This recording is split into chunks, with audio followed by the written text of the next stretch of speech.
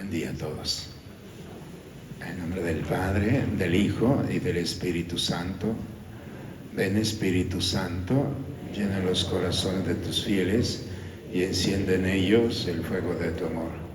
Envía, Señor, tu Espíritu y todo será creado y se renovará de la tierra. Oh Dios, que has iluminado los corazones de tus fieles con la luz del Espíritu Santo, haznos dóciles a sus inspiraciones para gustar siempre del bien y gozar de sus consuelos.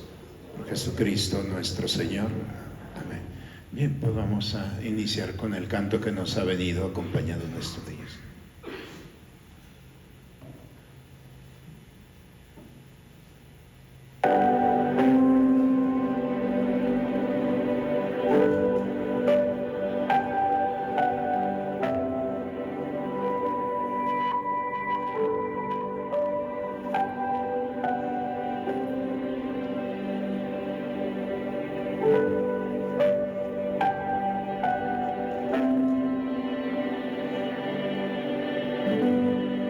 En el nombre del Padre, en el nombre del Hijo, en el nombre del Santo Espíritu, Dios me bendijo.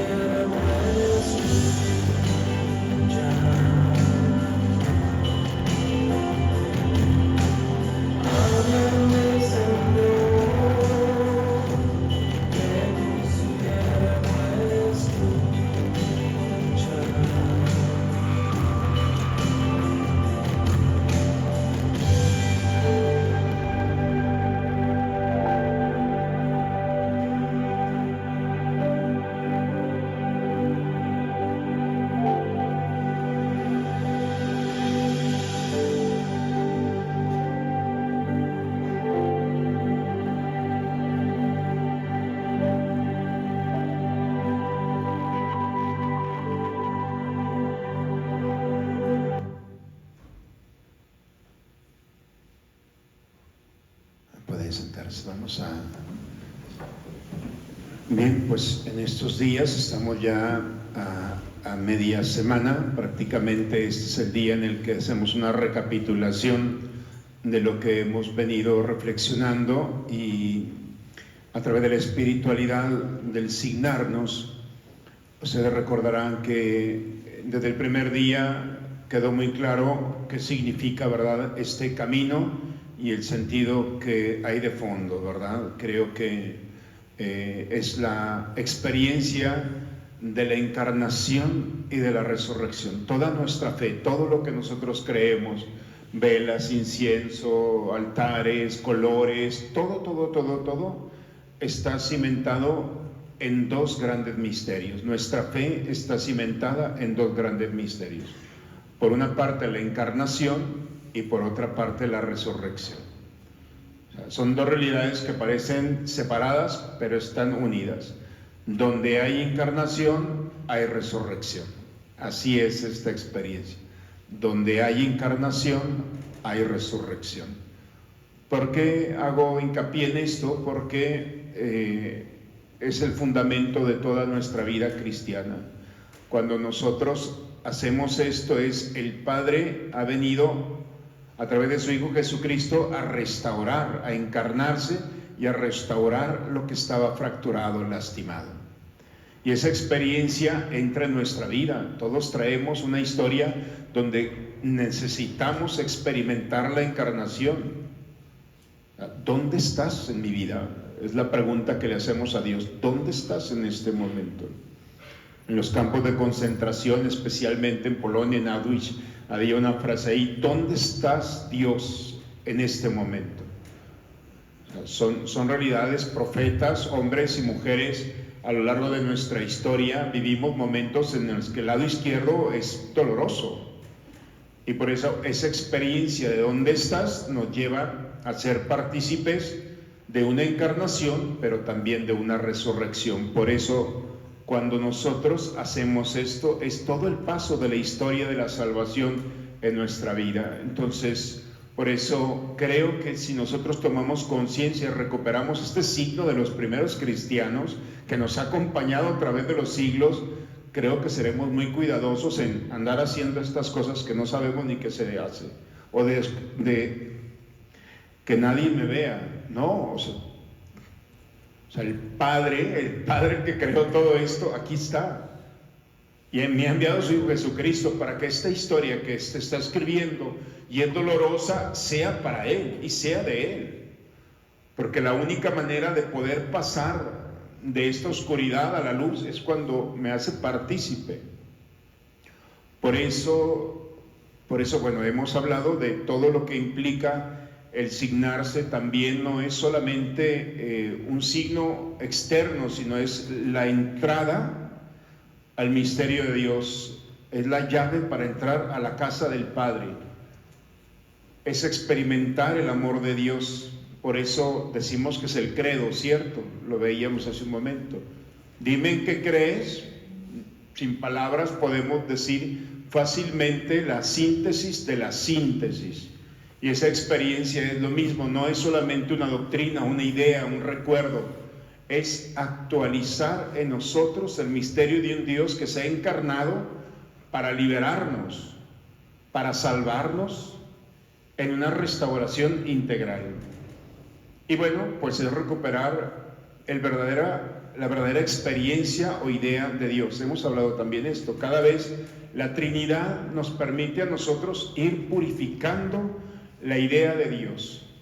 Y entonces es una gracia que Dios nos permite recuperar el verdadero sentido de la idea de Dios, no el que me persigue, no el Dios tierno, es el Dios inmutable, el Dios que no cambia, el Dios que me ama, es el Dios que pertenece y que me pertenece y que siempre va a estar.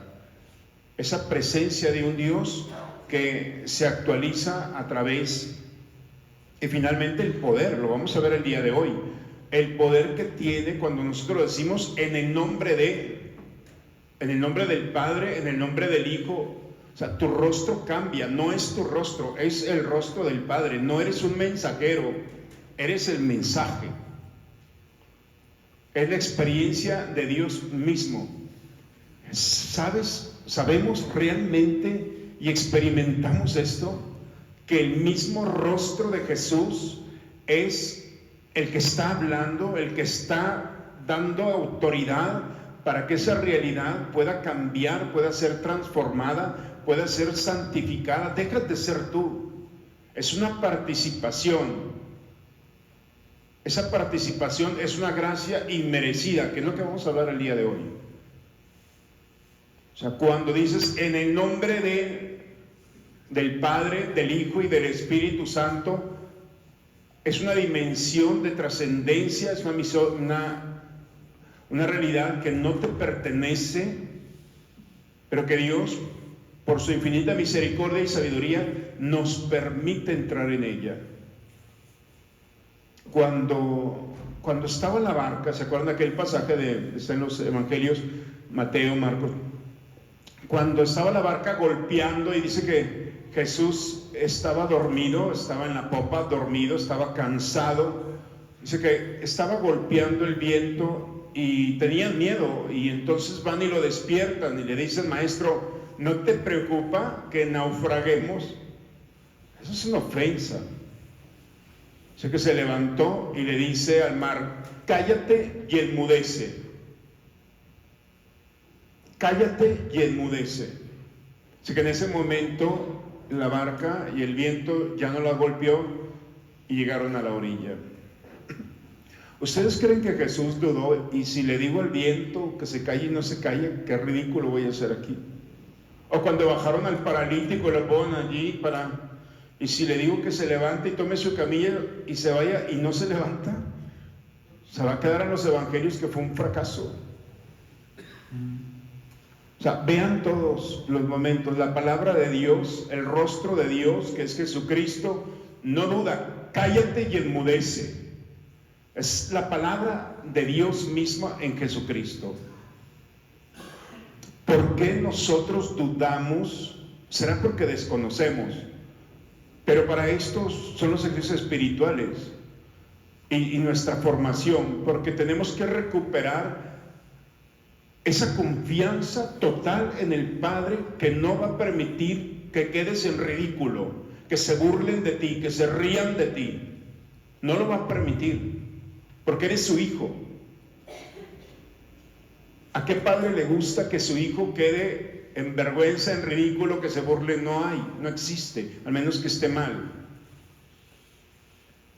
Pero así es la experiencia. Por eso, cuando nosotros signamos, recuperamos el entrar en el misterio del Padre en su nombre, en el nombre de Jesús. Pidan en mi nombre y se les dará cualquier cosa. Entonces, esa experiencia es la que nosotros tenemos. Si tú todavía no entras en esta dinámica y dices: no, es que todavía no, bueno, pues asignarte. O sea, el único que puede conducirte es esa experiencia exterior, nuestro movimiento, pero sabemos interiormente que es la Santísima Trinidad. Estás en la casa del Padre. Y experimentar la casa del Padre no es una idea, es una experiencia de vida. Esa experiencia de vida que te va a dar, primero, en lo que crees, el Padre, el Hijo, vivir la experiencia del amor, dirigirte al verdadero Dios. Esa experiencia de dirigirte al verdadero Dios en el nombre de Dios mismo. Y cuando recuperemos esto, entonces nos vamos a dar cuenta por qué los primeros cristianos y por qué ha permanecido este signo de santiguarnos, este signo externo que es el signo de Cristo. Por eso esta espiritualidad pues va más allá de una idea, es una experiencia. Y de nada sirve que nosotros tengamos conocimiento si no utilizamos esta herramienta espiritual que nos da poder sobre las realidades de este mundo. Por eso se burlan de ti, por eso hemos dicho, el primer signo es un crucificado con cabeza de burro. ¿Ustedes creen que el demonio se queda muy tranquilo cuando tú haces esto, que recuperas la casa del Padre, que estás en el nombre del Padre, que estás con el verdadero Dios? Esa experiencia de pedir lo que quieras, pues eso no le gusta al enemigo. Nuestra lucha no son con realidades meramente de este mundo, dice la Escritura, son con realidades que nos trascienden, son más poderosas, más fuertes, pero hay realidades que nos custodian para esto. Y si nosotros hacemos un reasunto, entonces podemos entrar al día de hoy. Cuando en la escritura, en el libro del Génesis, aparece la historia de Adán y Eva, no la voy a, ustedes pueden, ya sabemos la historia, desde niños nos la han contado, este género literario en el que Adán y Eva son engañados, se comen una manzana, un malum, se rebelan contra Dios, y entonces en esta experiencia perdemos lo que Dios le había dado al hombre, que no es nuestra naturaleza, sino una facultad de Dios. Cuando el hombre se rebela, perdimos, Adán y Eva, es decir, la primera generación de hombres que se rebelaron, nos iban a heredar como padres en la fe, nos iban a heredar la gracia, lo que le llamamos la gracia santificante. Esto es lo que se perdió. ¿Qué significa la gracia santificante? Significa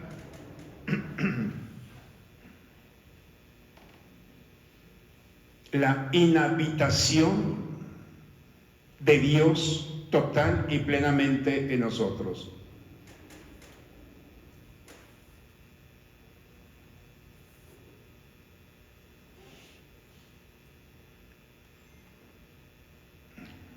Por algo Dios me quitó, traía el libro ahorita y se me quedó allá, el ritual del bautismo.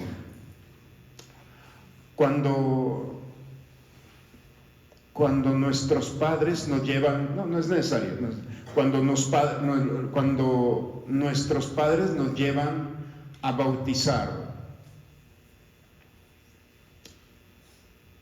es porque llevan una criatura de Dios, ¿cierto?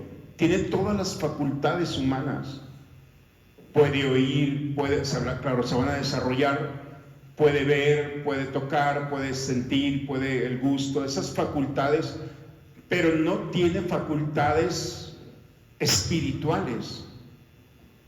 Hay un peso, hay una ausencia en cada uno de nosotros, y es a través del bautismo, porque Cristo mismo ha querido reparar esta herida, esta ausencia que lamentablemente por la experiencia de Adán y Eva de rebelarse, de resistirse, no nos dieron la herencia que nos correspondía y perdimos todos la gracia santificante, en ser inhabitados por Dios. Por eso, esa experiencia de la ausencia de gracia distorsiona todo. Cuando nosotros, como el pecado, lo primero que hace es distorsionar. Yo, por ejemplo, me quito los lentes y los veo, y la verdad los distorsiono, ¿cierto? Quienes vemos, los veo muy feos. Y me pongo los lentes y cambia la cosa, Cambia la historia. Yo no los veo, de verdad, veo rostro. El bautismo nos quitó esta oportunidad de ver, la verdad, y distorsionamos. No es que la verdad se oculte, no es que la verdad esté distorsionada, es que nosotros no alcanzamos a verla como es. Y por eso en esa distorsión yo veo, si a ustedes no los veo bien, a Dios tampoco.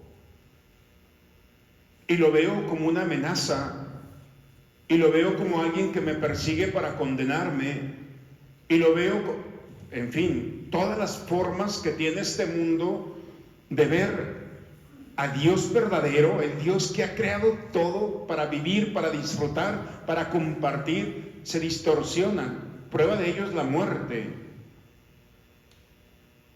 ¿Quién tiene miedo de morir? Todos. El último momento, por más santo, tenemos miedo, ese miedo natural de, ¿y si no soy digno de presentarme a Dios? Por más bondad que nosotros podamos, ¿quién es digno de presentarse delante de Dios? Y esa experiencia natural, bueno, me ha tocado, pues yo soy como sacerdote, estoy en el principio y estoy al final. A las fiestas ya no me invitan, pero sí al final y al principio. Y es maravilloso cómo tener la oportunidad de acompañarlos en el final de su vida. Es un privilegio que son de las cosas más hermosas como sacerdote. Gente muy buena, muy de todo, pero gente que sabes y está y te toman la mano y dice, padre, es que, ¿cómo va a ser esto? Y tienes que acompañarlos, tranquilo, mira, vamos, y al final cerrar los ojos.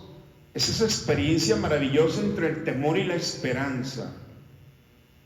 Ese cerrar los ojos. ¿Por qué vivimos ese tránsito si es natural?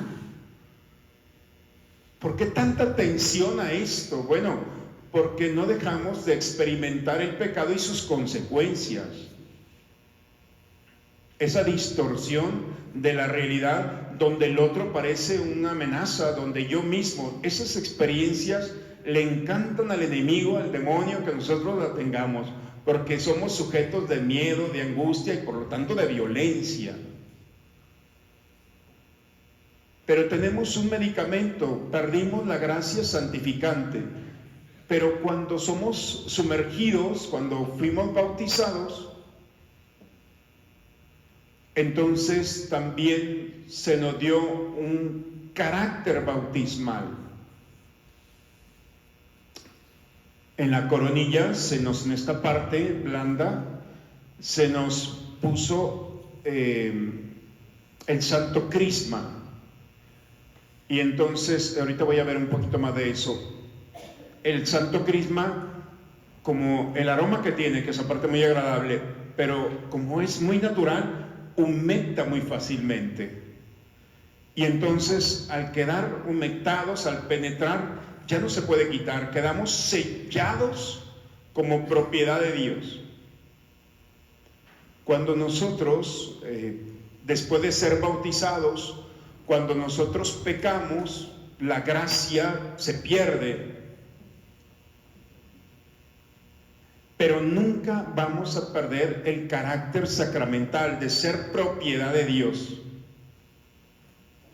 Eso no te lo vas a quitar con nada. Y a pesar de que el pecado mortal puede inundar el corazón, sigue siendo amado por Dios. Es el carácter sacramental. El amor de Dios no cambia. Ese carácter sacramental es: tú eres de mi propiedad. ¿Se acuerdan del hijo pródigo? Te fuiste, me duele, pero sigue siendo mi hijo. No sé dónde estás, pero sigue siendo mi hijo. Te estás comiendo y te quieres comer y no te dejan las bellotas que se comían los cerdos. Ese es tu problema, pero sigue siendo mi hijo. Cuando aquel muchacho se levanta y volveré a mi casa, le diré a mi padre: Padre, he pecado contra el cielo, contra ti. Y viene, imaginemos el camino que viene. Cuando llega, dice que el papá lo vio de lejos, se entristeció, se enternece, va y lo abraza. El muchacho traía su rollo ya bien arregladito. Padre, he pecado contra el cielo, el papá ni siquiera lo escuchó. Estaba muerto y ya vuelto a la vida. Estaba perdido y lo hemos encontrado. La experiencia del rechazo, de la resistencia, del mismo deseo de decirle al padre: quiero que te mueras, porque eso es la herencia. La herencia solamente se da cuando el padre, el heredero, está muerto. Entonces, en otras partes es: no me importa tu vida, papá, dame lo que yo me voy. El dinero era lo menos. Lo más grave es que el muchacho le quería al padre, en el fondo, decir: no me importa tu vida. A pesar de toda esa violencia, sigue siendo amado como hijo. ¿Sabes lo que significa esto? Te podrás alejar de Dios, pero Dios no se va a alejar de ti. Dios está presente. Y lo único para arreglar esto es allá. Ese foquito arregla las cosas. Bueno, el que está dentro, ¿cierto? ¿Sabes qué? Me equivoqué, me perdí, se me fue de las manos esta historia. Yo te absuelvo en nombre del Padre, del Hijo y del Espíritu Santo. No me va a decir nada, ¿para qué?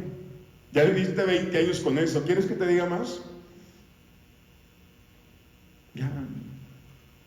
Porque a veces, no, y es que ¿qué me va a decir el Padre? Que yo te voy a decir, tienes 80 años, ¿qué te voy a decir yo? Yo tengo 20 años. Es Dios el que te trajo aquí. Son 20, 30, 40, yo no sé cuántos años de sol. Pues ya ponte en la sombra, ¿no? Es que ¿qué va a pensar el Padre? Yo voy a dormir anoche muy tranquilo, ni te preocupes por mí. Porque hay gente que me dice, Padre, ¿y ustedes se acuerdan de los pecados? ¿Qué me voy a acordar? No me acuerdo ni de los míos. Si te conviene que alguien se acuerde de tus pecados, es el demonio, ciertamente. Dios, no. Nosotros, menos. ¿Y tú? ¿Para qué andas con esas cosas? Por eso, el carácter bautismal está presente. Ese no te lo vas a quitar. Eres propiedad de Dios. Cuando el pecado ha tocado la historia, el decir, soy propiedad de Dios. ¿Tú crees que el demonio se queda indiferente a esto? Claro, el demonio no se va a despedir de ti después de que te ha tentado, después de que tiene tu alma, después de que busca tu condenación. No se va a despedir, no, discúlpame, te confundí un poco, te mentí para caer. No, bueno, pero no, él va a estar constante. Pero tiene un alto, soy propiedad de Dios, estoy sellado. Por eso, ayer les pedí si era posible que ustedes tuvieran la fecha de su bautismo, del día que lo llevaron. Si no, hay que buscarla, Pero, ¿por qué es tan importante? Porque tú vas a poder decir, en este día, las personas que más me han amado, porque el amor es buscar el bien del otro. Ese es el amor. El que ama siempre va a buscar el bien del otro. Y si alguien ha buscado el bien, es cuando alguien te ha llevado delante de Dios y renunciando a sí mismo y a su poder sobre ti, a su paternidad, te entregó a Dios. Ya no eres mi hijo, ahora eres hijo, hija de Dios. Renunciar a la paternidad. Por eso cuando se bautiza, me encanta, uno de los sacramentos que más disfruto es precisamente bautizar. Porque es decirle a los papás, ¿saben lo que va a pasar en este momento? ¿De quién es este niño? Pues es nuestro, es mío. Ya no va a ser tuyo, olvídate. Vas a renunciar a tu paternidad. ¿Cómo va? Sí, ya no es tuyo. Y entonces los papás se quedan viendo, bueno, pues sí, pues ya estamos aquí, trae el ropón y todo, ¿ya qué hacemos? O sea, no les explicaron que es una renuncia total. ¿Y por qué tiene que renunciar? Porque no puede tener dos papás, no va a tener uno, y es padre, va a ser Dios. Desde ese momento, en el momento, y cuando dicen los papás, sí renunciamos, padre, bien. Renuncian delante de Dios y que bien, se renuncia. Y entonces los padrinos salen por eso padrinos, salen rescate del niño. O sea, los papás se lo entregan al niño, los papás le entregan el niño a los padrinos. Porque padrino, madrina significa eso, padre pequeño, madre pequeña es lo que significa. Por primera vez en el libro de la vida, el nombre de este niño no va a ser a través de la voz de los papás. Fíjense, qué difícil es. La primera vez que el nombre de un niño o una niña es escrito en el libro de la vida es a través de la voz de los padrinos. Yo no le pregunto, los papás no están, renunciaron, y espiritualmente se desaparecen. Y están los padrinos, esa es la responsabilidad de un padrino. Y les pregunto a los padrinos, ¿qué nombre van a ponerle?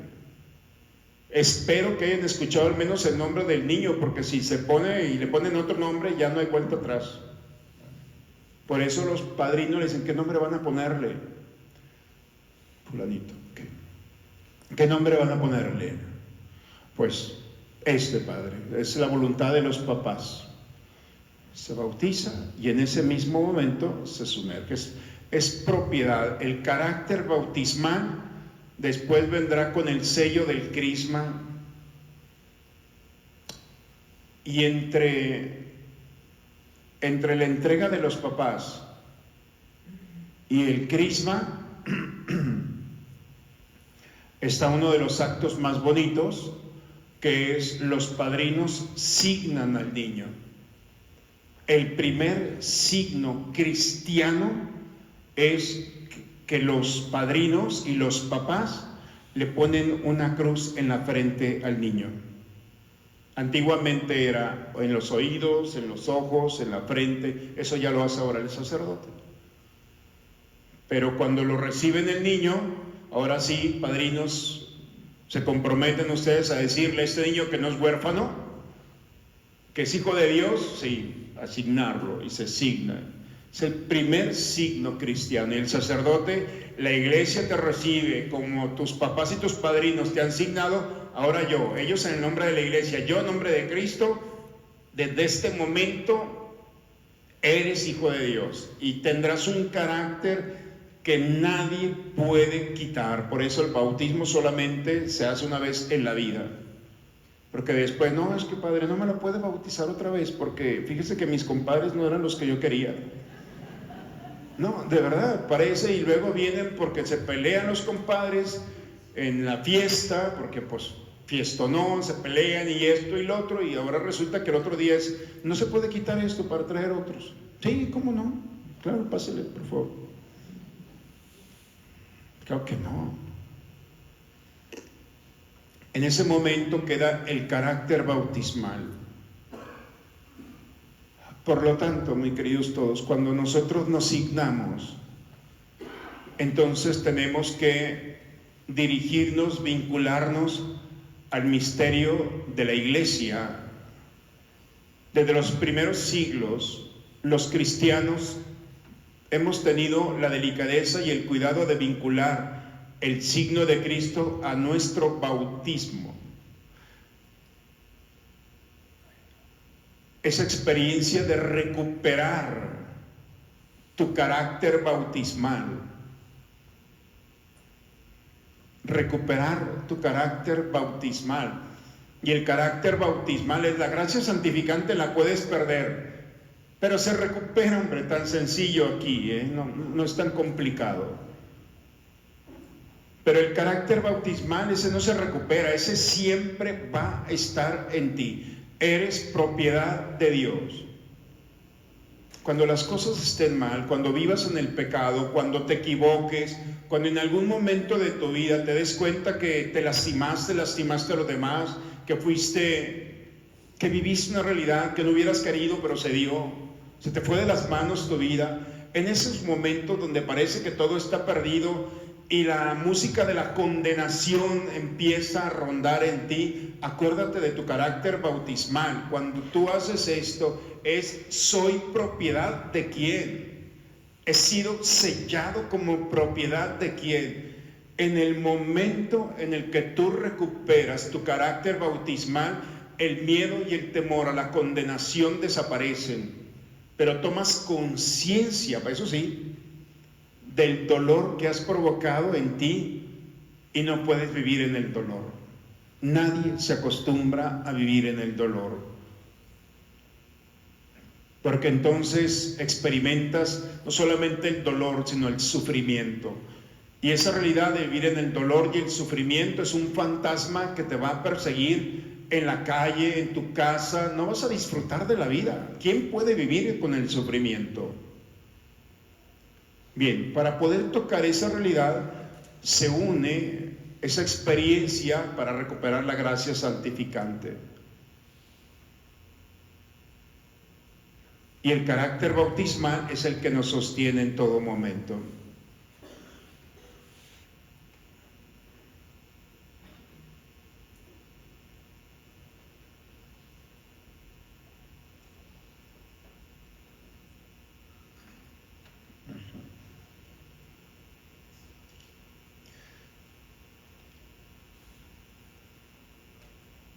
Bien, por lo tanto, cuando vamos bien, ¿verdad? Todo esto, sí.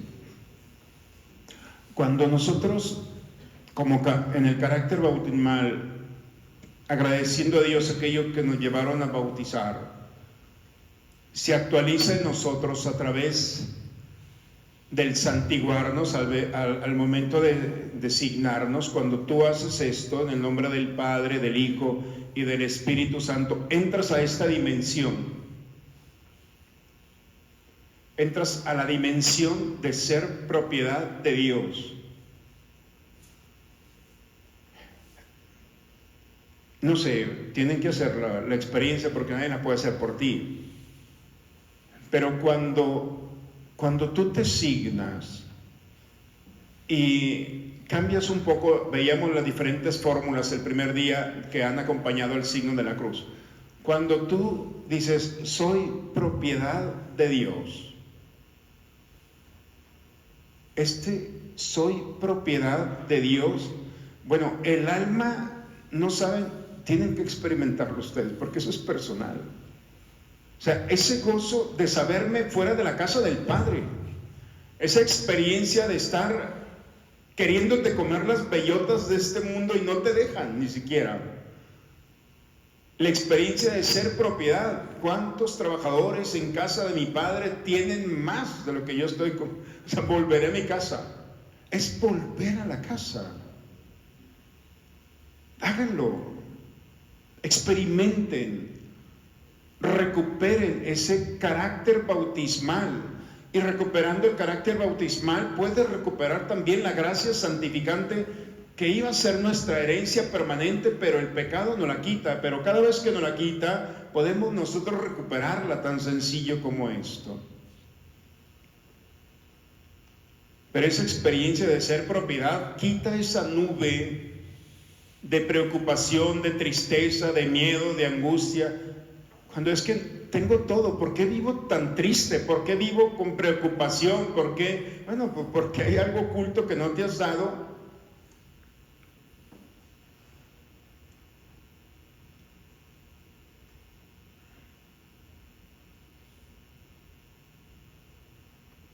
Y bien, bueno, pues cuando nosotros nos signamos, actualizamos esta gracia espiritual que Dios nos ha dado por medio del bautismo. Esta herencia que habíamos perdido, resulta que Jesucristo, enviado del Padre, al final nos invita a todos a recuperarla bautizándonos en el nombre del Padre, del Hijo y del Espíritu Santo. La herencia que habíamos perdido, imaginemos que tu padre en la tierra tiene una gran herencia, una gran riqueza, te la va a dar, la pierdes, y después de perderla te quedas sin nada, y después llega un abogado, te arregla las cosas, y después dice, pues pásale, ya es todo tuyo. ¿Cómo? Pues no estaba todo perdido. No estaba todo, solamente era un trámite que teníamos que hacer. Bueno, ese trámite era la vida misma del Hijo de Dios. Él vino a recuperarnos la herencia que los primeros padres, Adán y Eva, perdieron. Nuestra herencia la perdimos, pero la hemos recuperado en Jesucristo. Esta gracia que a través del Padre, en el nombre del Padre, del Hijo y del Espíritu Santo, recuperamos en nosotros, nos permite garantizar, primero, en el bautismo no recuperamos la vida. Fíjese qué interesante es esto. San Pablo ¿ignoran ustedes, capítulo 6 de la carta a los Romanos, ignoran acaso ustedes cuantos fuimos bautizados en Cristo Jesús, fuimos bautizados en su muerte? Bautizados en su muerte.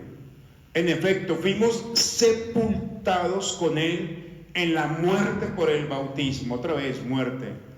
para que así como Cristo resucitó de entre los muertos por el glorioso poder del Padre, así también nosotros caminemos en una vida nueva. Porque si hemos sido incorporados a una muerte como la de Cristo, lo seremos también en una resurrección como la suya. El bautismo no da vida. Lo primero que da es muerte. Y esa es la connotación que trae. ¿Por qué es tan importante en Romanos? Es decir, ¿por qué es tan importante para Pablo, para los primeros cristianos, morir? Porque nadie puede resucitar si no muere. Es necesario la cruz para poder experimentar la muerte de Cristo y resucitar con Él. Por eso las Escrituras nos hablan, tienes que morir. No, es que no quiero morir, espérate, déjame te explico. Tienes que morir al pecado, a las cosas de este mundo. Y esa muerte es la garantía para poder vivir una vida nueva.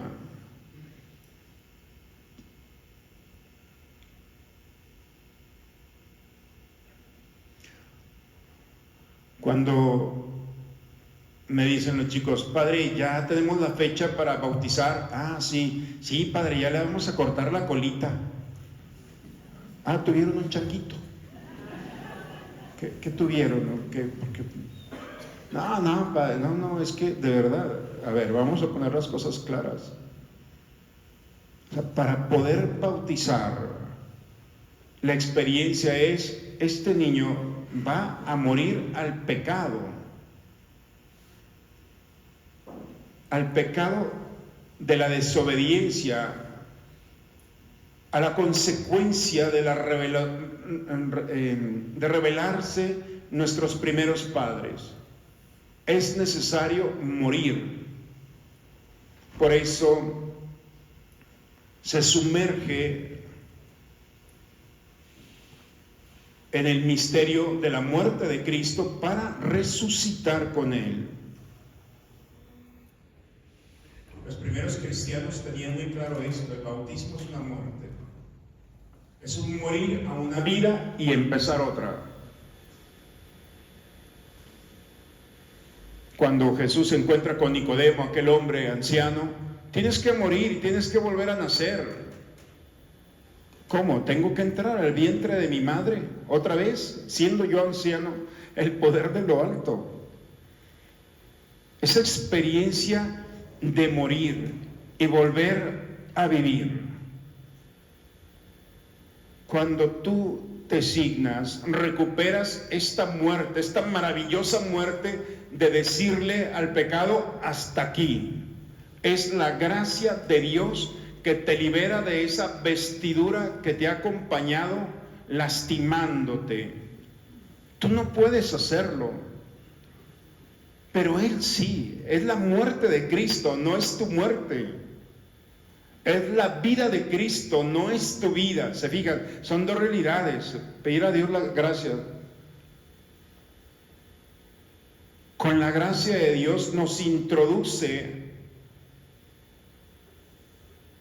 Hemos sido sepultados con Cristo para resucitar con Él.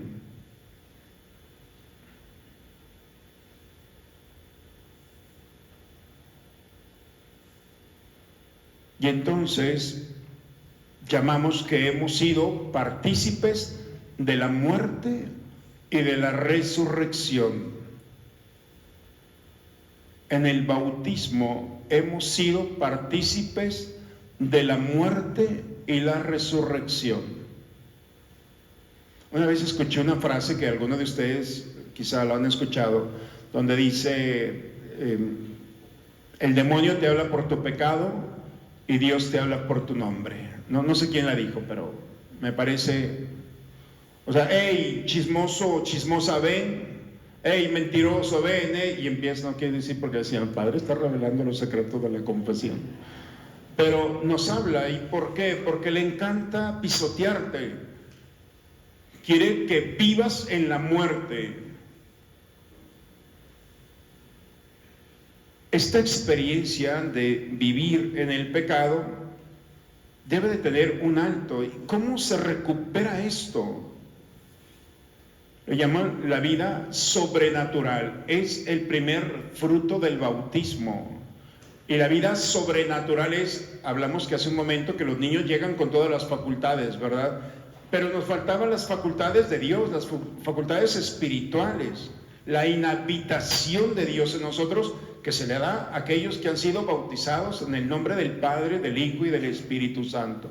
En ese momento tú ya mueres para vivir. Por eso se dice, el mundo vive para morir. El creyente muere para vivir. Son dos cosas diferentes. Hay quien vive para morirse, pero nosotros morimos para vivir. Esa muerte que trae frutos de eternidad.